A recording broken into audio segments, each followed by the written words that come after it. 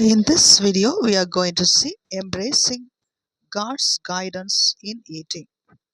Foods can vary from nations to nations based on their cultural habits. Let's see what Bible says about the food for the human race. When we look at Genesis 1:29, in this verse it mentions that God has given every herb bearing seed and every tree with fruit yielding seed as food for humans.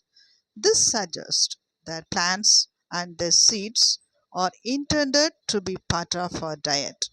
It's a reminder of the importance of fruits, vegetables, and grains in our meals. It also emphasizes the concept of stewardship towards nature.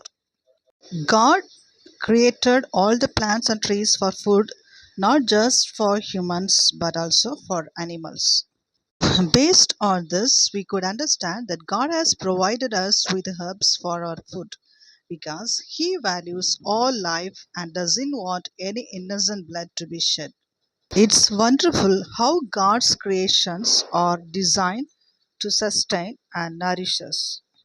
When we look at Genesis 9:3, the Bible grants permission for humans to eat flesh, which was an expansion from the previous allowance of eating fruits, herbs, and roots. This change may have been due to the flood altering the earth's conditions. Let's see regarding eating the flesh that God has given them, along with some conditions in Genesis 9 3 to 6. Here I am reading: everything that lives and moves about will be food for you, just as I gave you the green plants. I now give you everything, but you must not eat meat that has its lifeblood still in it. And for your lifeblood, I will surely demand an accounting. I will demand an accounting from every animal and from each human being too. I will demand an accounting for the life of another human being. Whoever sheds human blood, by human shall their blood be shed. For in the image of God has God made mankind. When we look at Leviticus chapter 11 in the Bible, that outlines dietary laws given to the Israelites. It includes guidelines on what animals they can and cannot eat. God gave these laws to the children of Israel, not to humanity in general. In Even in the days of Noah, there was a distinction between clean and unclean animals. But this may have only been for the purpose of sacrifice. Still, there was an early basis for these laws that God gave to the children of Israel. The dietary laws gave the Israelites an opportunity to demonstrate obedience to God. Overall, God's intent was to make Israel a holy nation, separate from the other nations, obedient to God not only to their beliefs, just as the first law God gave to humanity had to do with what could and could not be eaten. So these laws were given to Israel as a test of their obedience and separation to God.